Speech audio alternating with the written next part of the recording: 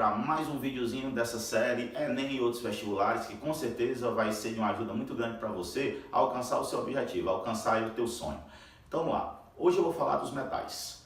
Isso daí é uma preocupação que eu tenho, que é de formação de base. Às vezes a gente quer aprender uma coisa muito difícil, mas a gente não lembra de formar a base.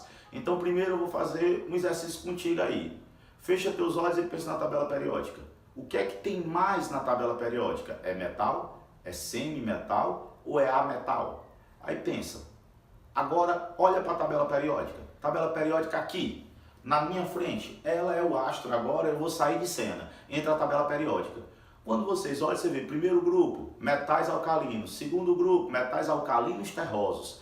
Depois vocês veem o que? Todos os metais de transição. Lá embaixo, lantanídeos e actinídeo. Metal de transição também, metal de transição interna, né? Lá embaixo.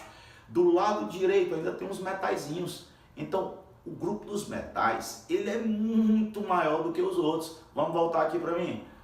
Os metais, eles representam mais de 70% dos elementos da tabela periódica. Como é um grupo muito grande, a gente tem que dar uma importância muito grande a ele.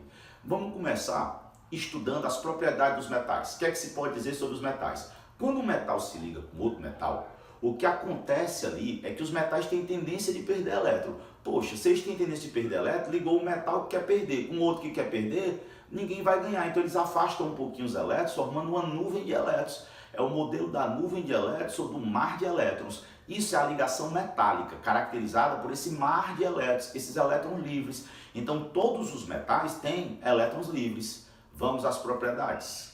Primeira delas, se os metais eles têm elétrons livres, eles são bons condutores de calor e bons condutores, sobretudo, de eletricidade. Além disso, são dúcteis e maleáveis. Ductibilidade, transformar em fio. Maleabilidade, transformar em lâmina. Agora eu tenho que ir para propriedades muito importantes dos metais. Se eles têm uma grande tendência de perder elétrons, eles têm uma grande capacidade de sofrer oxidação. E se eles se oxidam muito fácil, eles são bons agentes redutores. A família dos metais que perde elétron mais fácil, que se oxida mais fácil, é a família 1A. Então lá eu posso dizer que eu tenho um maior potencial de oxidação. O que é potencial de oxidação? É a capacidade de sofrer oxidação, capacidade de perder elétrons. Então os metais se oxidam fácil, perdem elétron fácil, são excelentes agentes redutores. Vou colocar aqui na tela o resumo das propriedades e te dar um tempinho aí de 3, 4 segundos para você olhar e relembrar. Então fica aí com as propriedades e dá uma mentalizada, pensa nisso.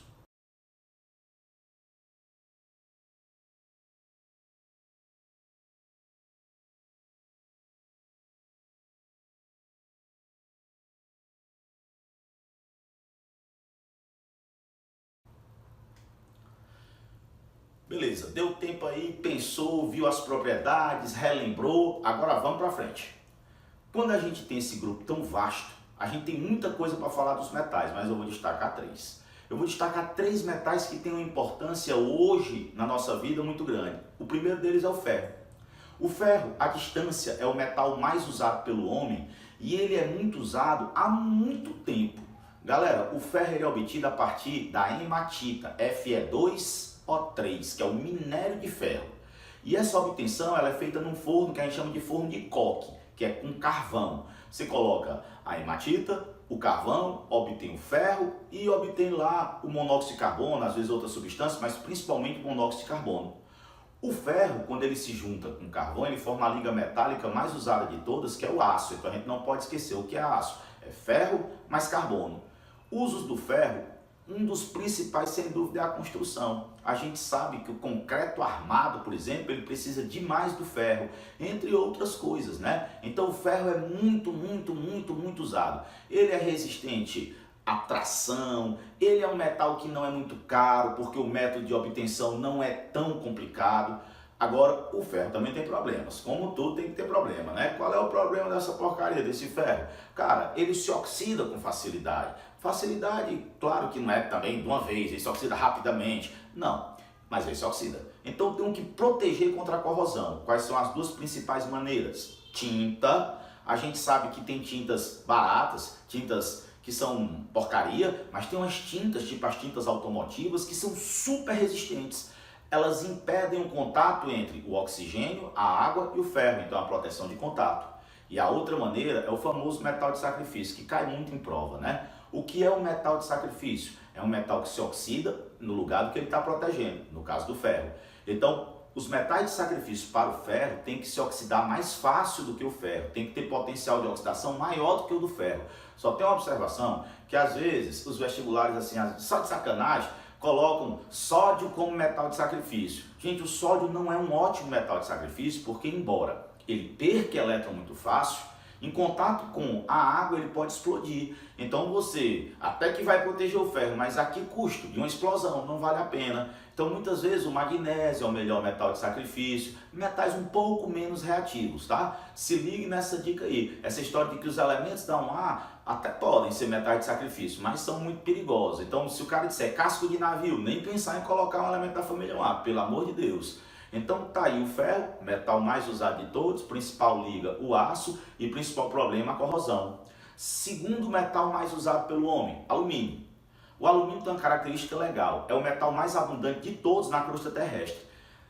O elemento mais abundante na crosta é o oxigênio. O segundo é o silício. Isso é elemento, mas quando eu falo de metal, a gente tem que lembrar que o alumínio ele é mais abundante do que o ferro. Normalmente, quando uma coisa ela é mais abundante, como tem mais, ela é mais barata. Só que tem que lembrar que o alumínio não é encontrado por ouro, ele é encontrado dentro do minério, que é a bauxita. E tirar o alumínio de dentro da bauxita requer uma eletrólise ígnea, que é uma eletrólise com eletrólito fundido. É um processo muito caro. Se é um processo muito caro, isso torna o alumínio muito mais caro do que o ferro.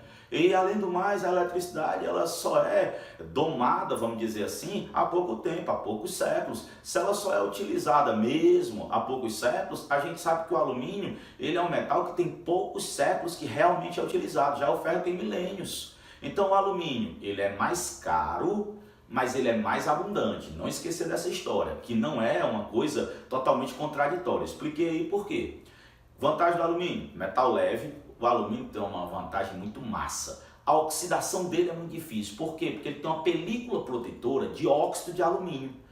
A parte externa do alumínio, ela se oxida e ela funciona como se fosse uma tinta natural. E essa tinta impede a corrosão do resto do alumínio. Então o alumínio dificilmente se oxida. Isso é uma coisa muito bacana. Agora, em compensação, ele não é tão resistente a impacto, por exemplo, como o ferro. E ele é muito mais caro. Então o alumínio tem suas finalidades, o ferro tem as suas. Mas não esquecer, o ferro ele é mais usado, mas é o alumínio que é mais abundante. O segundo mais usado é o alumínio e o segundo mais abundante é o ferro. Só fazer essa troca e não esquecer disso daí. Bom, e vamos para o terceiro. O terceiro, que é bem bacana e nesse mundo que a gente vive de tecnologia agora, só o que a gente pensa é o lítio.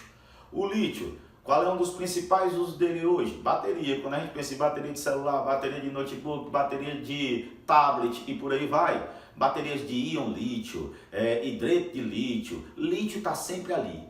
O lítio, a maior reserva dele é na Bolívia. Inclusive, ela nem é tão bem explorada assim. É uma reserva imensa na Bolívia de lítio, tá? Mas vamos lembrar, às vezes ele é até considerado como uma espécie de ouro moderna. Agora, o lítio, por que ele é usado na bateria? O que é que faz do lítio um metal tão bom para a bateria? Duas coisas. É o primeiro metal da tabela. A tabela é hidrogênio, hélio, lítio. Se ele é o primeiro, ele é o metal mais leve de todos. E outra, ele está na família 1A. Se ele está na família 1A, ele tem um potencial de oxidação altíssimo. Então ele consegue formar uma pilha com uma DDP muito elevada. Então ele tem duas coisas que fazem dele uma substância fantástica. Ele é muito leve, então eu posso fazer baterias pequenas e além disso, ele tem um potencial de oxidação muito alto. São duas coisas que juntas, né, explicam o porquê do lítio ser tão disputado hoje. A gente tem um mercado de lítio tão forte hoje, tá certo? Então lá, lembre dos três metais, lembre dos metais, faça uma revisãozinha aí da tabela periódica e, como sempre eu digo para vocês, curtam aí, assistam os outros vídeos, tem muita coisa boa aí no canal, olhem essa parte do que eu estou dizendo da base, quem não está inscrito se inscreva e vamos continuar aí colocando vídeos para a gente ficar cada vez mais tranquilo para fazer essas provas de química. Um abraço grande, fiquem em paz aí.